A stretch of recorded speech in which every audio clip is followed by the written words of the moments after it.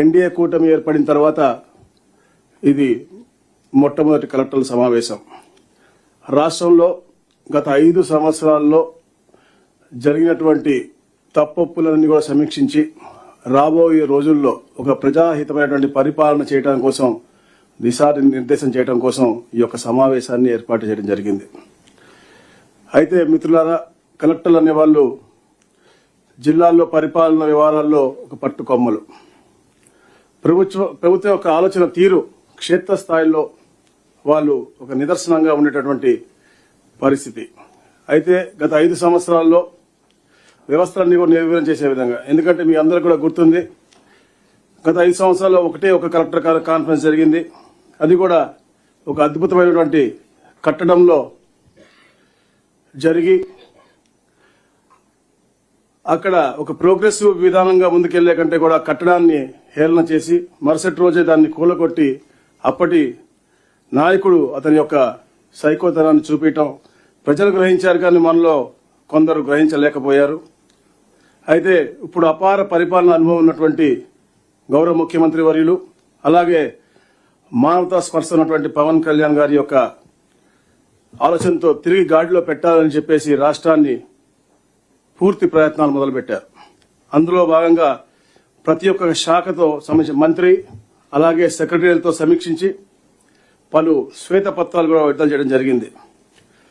అయితే మిత్రులారా, గౌరవ ముఖ్యమంత్రి గారి దగ్గర కానీ ఇతర మంత్రుల దగ్గర కానీ వచ్చే సమస్యలు 80% పైగా రెవెన్యూకి సంబంధించిన సమస్యలే మనకి కనపడతా ఉన్నాయి.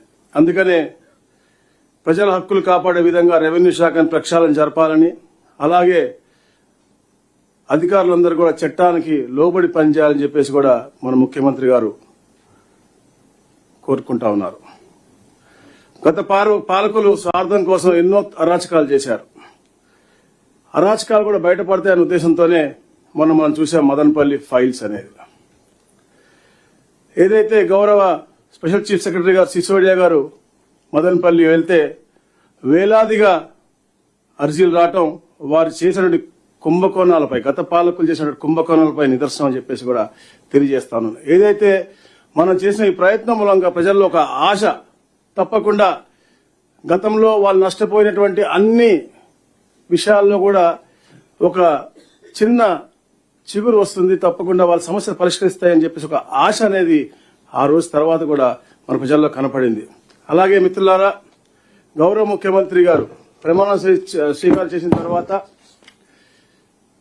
ఎప్పుడైతే ఆఫీస్ అజ్యూమ్ చేశారో మాట ఇచ్చిన ప్రకారంగా 5 ఫైళ్లపై సంతకాలు పెట్టారు. మొట్టమొదటిది యువతకి అద్భుతమైన భవిష్యత్తు ఇచ్చే విధంగా మెగా డిఎస్సి 16,347 మందికి ఉద్యోగాలు కల్పించేది. రెండోది అతి ముఖ్యమైనది ల్యాండ్ టైటిలింగ్ యాక్ట్.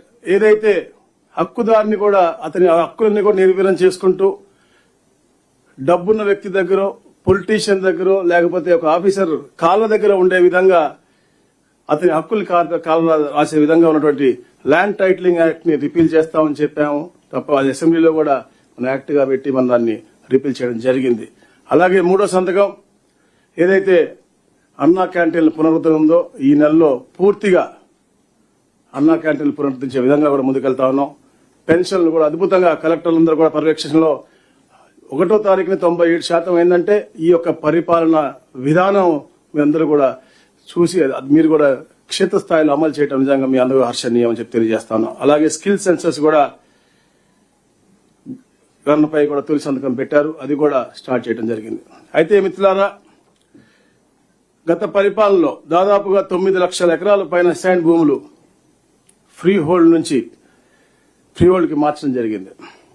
అలాగే రిజిస్ట్రేషన్ చట్టం ఏదైతే ఉందో దాంట్లో 122A సెక్షన్ ని అనేక ఎకరాలు ఫ్రీ హోల్డ్ గా మార్చడం జరిగింది. దాదాపుగా 25,000 ఎకరాలు రిజిస్ట్రేషన్ కాబడినటువంటి పరిస్థితి మనం చూశాం.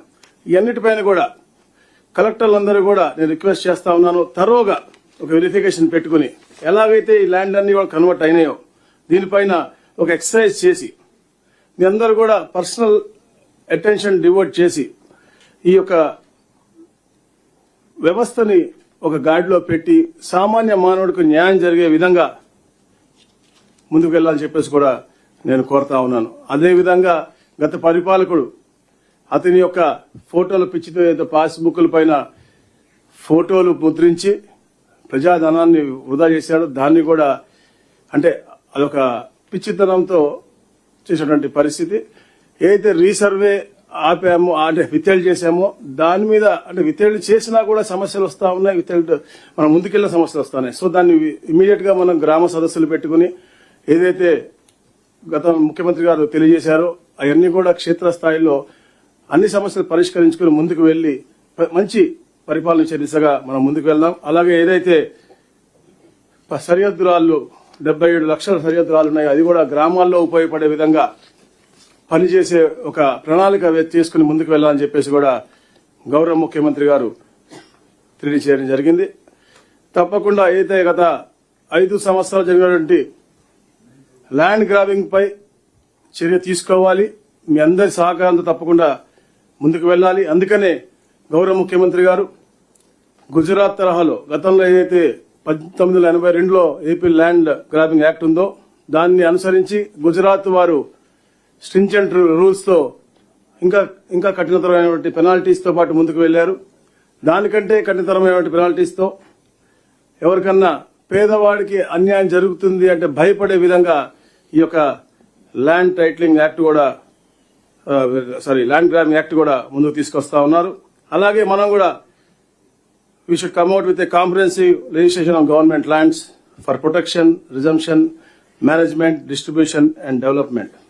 Alage we are proceeding on the right path of growth with social justice, and the Department of Revenue and Registration and Stamps will undertake all the measures need to deliver and effectively and for a responsive governance. Alage మిత్రులారా, మరి ముఖ్యంగా ఒక visionary leader చరిత్రలో నిరూపింపబడ్డాడు. 1990s లో 2020 అని చెప్పేసి ఈరోజు హైదరాబాద్ ఈ స్థానానికి వచ్చింది అంటే అది వారి కృషి. ఈ రోజున 2047 అన్న ప్రణాళికతో ముందుకు వస్తా ఉన్నారు. అలాంటి రాజనీతిజ్ఞులు అంటే ఈ తరం గురించి ఆలోచించేవారు రాజకీయ నాయకులు అవుతే రాబోయే తరాల గురించి ఆలోచించే వాళ్ళు రాజనీతిజ్ఞులు అవుతారు. అలాంటి గొప్ప నాయకుడు కూడా గత పరిపాలన ఇబ్బందులు పడ్డాడు.